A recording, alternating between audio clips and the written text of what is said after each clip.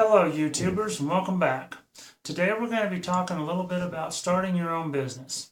A few things, there's a lot of YouTubes on this and I'm always wondering if they actually know what they're talking about. So I'm going to explain why I think I have the right to make a YouTube video about starting your own business.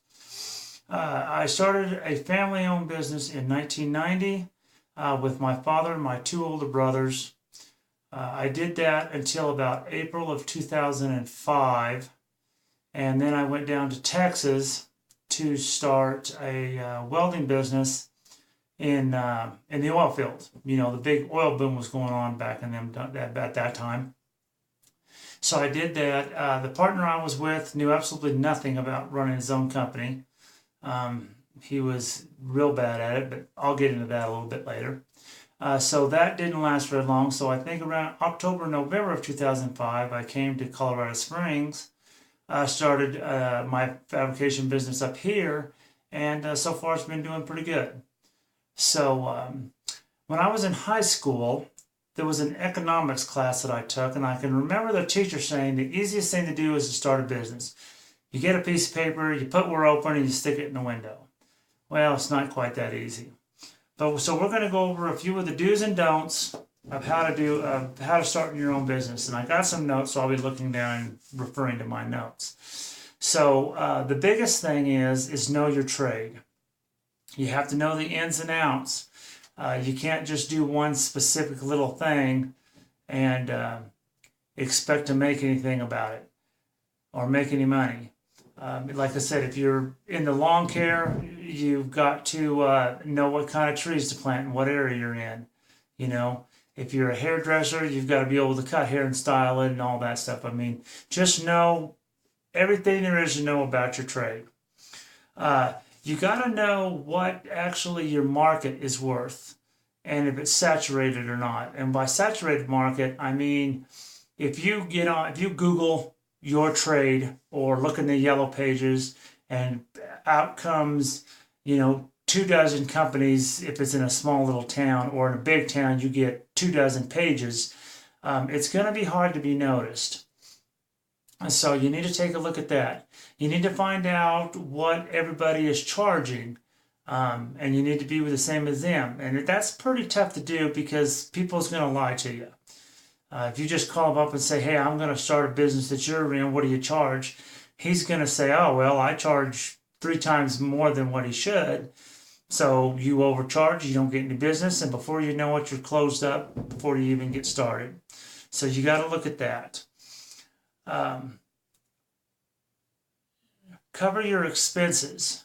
Make sure that you don't have to make a ton of money off of every job. About 10% is usually the going rate. If you can make 10%, you're doing great. If you can make 5%, you're doing good. Heck, if you make 1%, you keep going. If you start losing 1% or 5% or 10%, you're in big trouble. So the biggest thing about starting your own business is find a profession that gets you paid immediately. When you're done doing the job, before you even hand the customer the product, you slide them an invoice and they pay right there. In my profession, it is 6 to 8 weeks before you get paid, and that gets a lot of stress in your life by a ton. So if you're going to choose a profession, choose a profession that gets you paid immediately. Those are the do's. Here's some of the don'ts. Don't start out in debt. Start out small. If you can do it by yourself, go ahead and do the job by yourself. If you need some temporary help, you can find some temp agencies or some out-of-work people. They're probably not going to be very good, but they can hold the other end of the tape or they can help you do your job. Until you start getting yourself established and start getting more work, then you can hire employees. Employees have got to work 40 hours a week or else they can't live. And before you know it, you're going to start making work so you can keep them, because the next job is 2 or 3 weeks. You're going to be having them sweeping up the shop. You're going to be having them clean out the truck, and you're going to be making work. And all that's doing is taking money out of your pocket. So start out small. Never, ever give anybody a shotgun price. And what I mean by a shotgun price is a guy will call you, say, hey, I need you to do these two small things. You say, oh, okay, that's not going to be that much. I'm going to do it for $100. And then when you get to the job, you find out not only do you have those two things, but you've got a half a dozen other small things.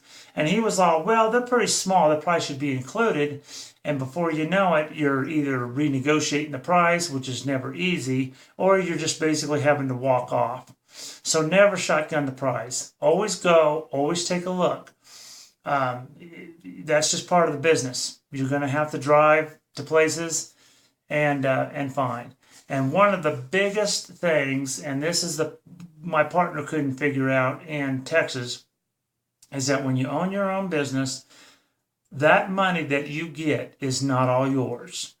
When you work, or when you're an employee, you get paid on Friday. The Social Security is taken out, the Medicare is taken out, your insurance is taken out, federal taxes, state taxes, everything.